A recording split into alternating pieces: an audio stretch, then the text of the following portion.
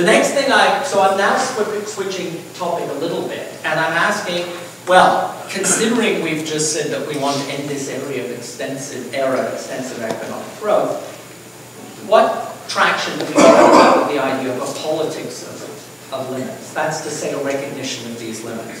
So you might say this is a pretty unpromising approach. And I guess you'd say this because limits are complex, they're far off, they're multiple, environmental limits appear spongy, not absolute.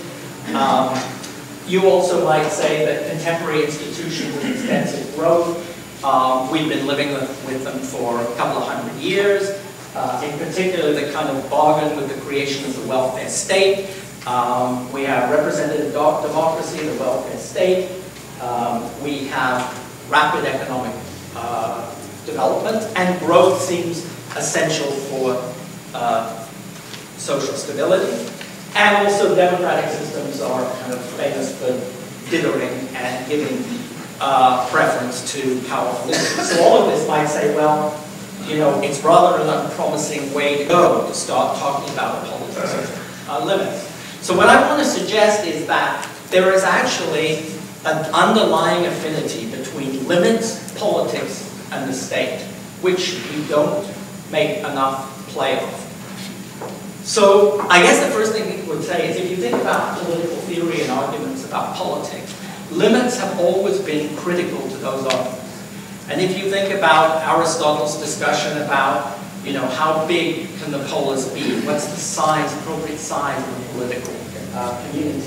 If you think about arguments in the kind of Middle Ages about the limits of temporal and religious authority, about property, Locke's maxim about property, enough that is good left behind, about debates about freedom and rights, they are all debates about limits. And if you actually think about the state itself, again, all the developments, basically in the last kind of 200 or 300 years of constitutional law, responsible government, the separation of powers, the rule of law, individual and collective rights, federalism, they are all about limits. They're about saying, in what condition can you be arrested?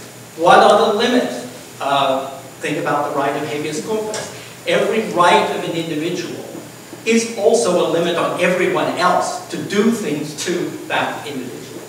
And if we think about kind of modern societies, the regulation of markets, about monopoly, labor laws, health and safety laws, the welfare state, all these things are about enabling some things, but to do them you have to pose individual and collective limits on the other. And a lot of political argument is actually about the conditions under which those limits are posed. So, I want to suggest that actually environmental limits are not so alien to politics as you might think. Of course, it's a different kind of limit, but nevertheless, there is continuity and precedent.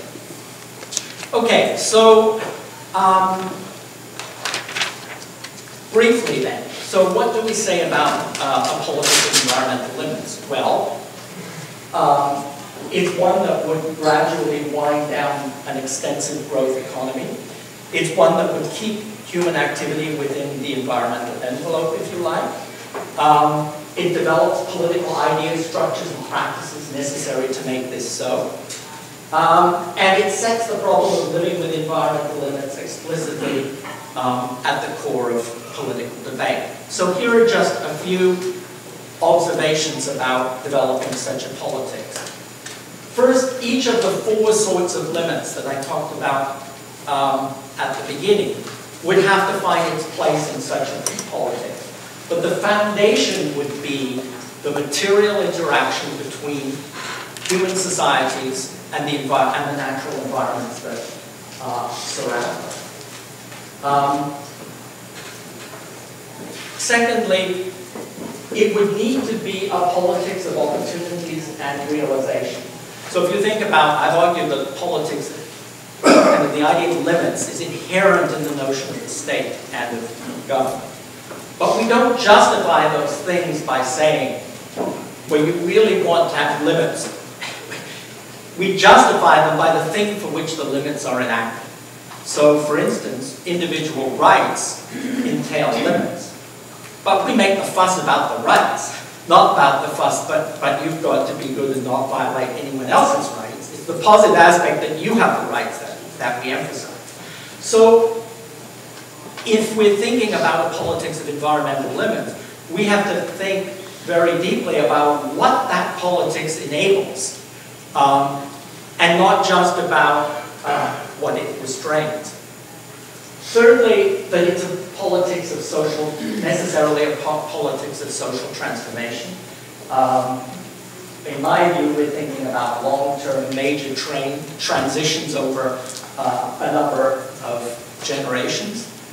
And finally, I just want to say that it's a non-exclusionary policy.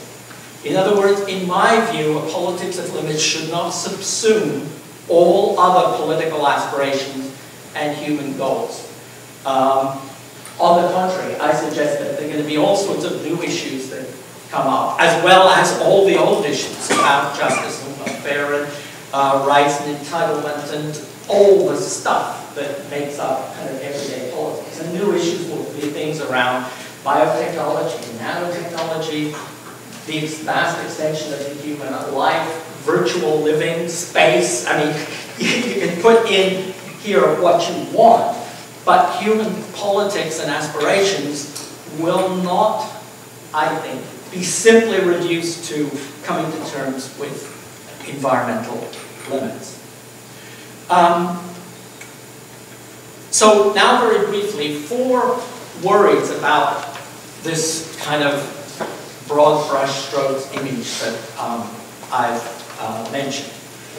So 2 of these worries are that it's not a good idea, and the second are that we can't do it even if it is a good idea. So the first one is that talking about the politics of the limits unduly subscribe human ambition. And the argument here goes, we've always done best in the new frontiers, opening things up. At the limit, you could say population growth pushes innovation. It makes us have to work hard.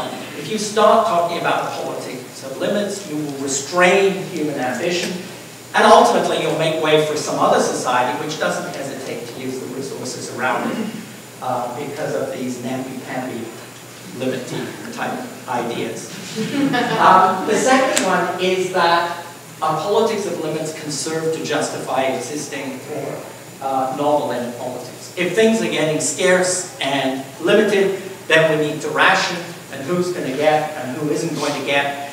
And so this is another whole kind of line of critique. And the other 2 are, well, it's capitalism, stupid.